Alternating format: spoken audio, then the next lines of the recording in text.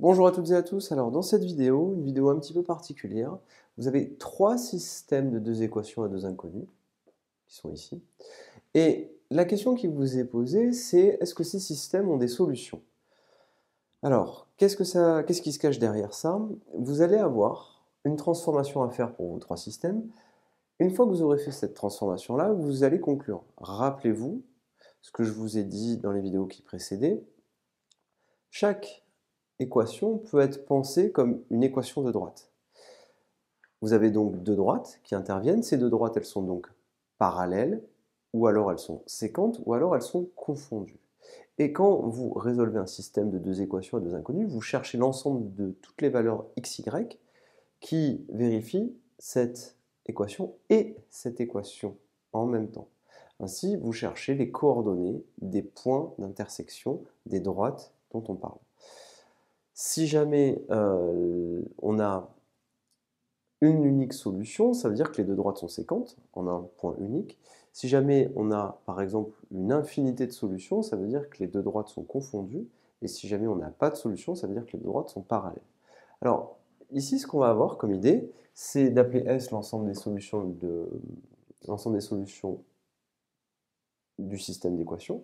Et ce qu'on va dire, c'est que x, y est solution, si et seulement si, eh bien, les deux équations sont vérifiées. Alors ici, ce qu'on va écrire, c'est que pour la première, 2x plus 3y égale 1, et ici on a y égale 5x plus 8, l'idée qu'on va avoir, c'est de tout écrire sous la forme y égale. Donc c'est ce que je fais ici. J'ai 2x plus 3y égale 1, j'en déduis que 3y est égal à 1 moins 2x.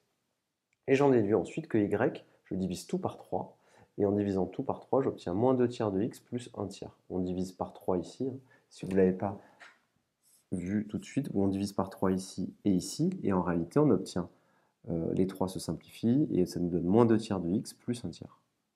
Et ainsi de suite. Une fois que vous arrivez à cette étape, vous obtenez les coefficients directeurs des droites. Parce qu'ici, vous avez deux droites qui sont mises sous forme équation réduite. Donc là, vous avez l'équation réduite de deux droites. Et donc, vous voyez ici que les coefficients directeurs sont distincts. Donc si on écrit par exemple que D1 est une droite d'équation réduite moins 2 tiers de x plus 1 tiers, que vous avez une droite D2 d'équation y égale 5x plus 8, et bien ce que vous obtenez, ce sont deux coefficients directeurs. Et vos deux coefficients directeurs sont différents. Quand vous avez des coefficients directeurs qui sont différents, ça veut dire que les deux droites sont séquentes. Elles sont séquentes en un unique point. Par conséquent, vous avez une seule et unique solution pour votre système, car les coefficients directeurs sont différents. Une fois que ceci est fait, on va tout simplement résoudre la deuxième. Donc ici, la deuxième, qu'est-ce qu'on doit faire? On a, pareil, deux équations, mais vous voyez bien qu'on n'est pas sous la forme y égale. Donc on va faire la même chose, on va mettre ce système d'équations sous la forme y égale quelque chose, et on y arrivera très facilement. Alors, ici, on s'aperçoit qu'on a 2x plus 4y égale 1, et moins 16x moins 32y égale moins 8. Donc on a envie de faire exactement ce qu'on a fait là, mettre y égale. Cependant, si on fait un pas en arrière, et qu'on regarde un petit peu les coefficients, on s'aperçoit de quelque chose. On s'aperçoit qu'en fait, s'il y a 2, moins 16, 4, moins 32, 1, moins 8. Alors en fait, on se dit, ben, il y a peut-être une relation entre celle-là et celle-là. Et si on regarde bien, on s'aperçoit que tout a été multiplié ou divisé par moins 8. Regardez, ici, si on divisait tout par moins 8, qu'est-ce qui se passerait? Moins 8 divisé par moins 8, ça fait 1. Moins 32 divisé par moins 8, ça fait 4. Et moins 16 divisé par moins 8, ça fait 2. Et là, en fait, au lieu de faire exactement cette technique-là, d'écrire y égale mx plus p, on s'aperçoit qu'en fait, les deux équations qu'on a ici, eh bien, en fait, ce sont les mêmes. Et oui, donc on va prendre celle-là et on divise tout par moins 8. Et on obtient quoi? On obtient moins 16 divisé par moins 8, 2, moins 32 sur moins 8, 4, moins 8 par moins 8, 1. J'obtiens 2x plus 4y égale 1, 2x plus 4y égale 1. On s'aperçoit en fait qu'il n'y a qu'une seule et unique équation. Et donc xy appartient à S, c'est logiquement équivalent à 2x plus 4y égale 1. Ça veut dire quoi? Ça veut dire que un point de coordonnées xy est solution de notre système si et seulement si ce point a pour coordonnées xy et il vérifie 2x plus 4y égale 1, mais ça, vous savez que c'est une équation de droite. Donc elle est écrite sous forme équation cartésienne, mais ce sont des points qui appartiennent à une droite d'équation cartésienne de x plus 4y égale moins 1. Par conséquent, vous avez une infinité de solutions. Ce sont tous les points de coordonnées x, y qui vérifient ceci. Ce sont tous les points qui appartiennent à cette droite d'équation 2x plus 4y égale moins 1, ici égale 0, pardon, ici une infinité de solutions. Donc là, vous voyez bien, au lieu de l'écrire sous la forme y égale, ben, qu'est-ce qu'on a fait? On s'est aperçu, hein, on a d'un coup d'œil, que cette ligne-là et cette ligne-là, ben, en fait, elles avaient un lien.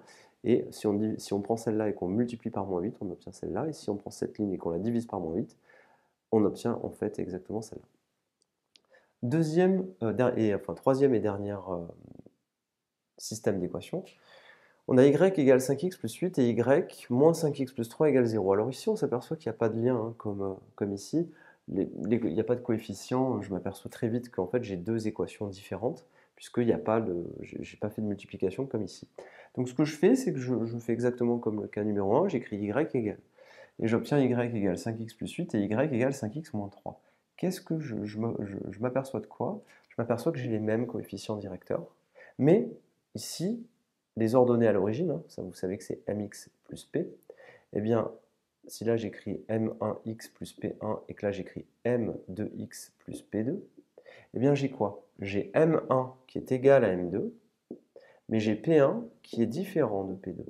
J'en déduis quoi? J'en déduis que mes deux droites, d1 et d2, hein, si ça c'est l'équation de la droite d1 et ça c'est l'équation de la droite d2, j'en déduis que d1 et d2 sont parallèles. Mais vous voyez bien que les deux équations ne sont pas les mêmes. Ici, hein, on n'a pas y égale 5x plus 8 et là y égale 5x plus 8, il y a écrit moins 3. Par conséquent, on a deux équations de droite différentes et donc les droites d1 et d2 elles sont parallèles mais elles ne sont pas confondues. d1 et d2 ne sont pas confondus. Alors, quelle est la raison? C'est parce que P1 est différent de P2. P1, c'est cette quantité-là, et P2, c'est celle-ci. Et D1 et D2, pourquoi est-ce qu'elles sont parallèles? Parce que les coefficients directeurs, M1 et M2, sont égaux. Par conséquent, eh bien, vous avez donc D1 et D2 qui sont parallèles et qui ne sont pas confondus.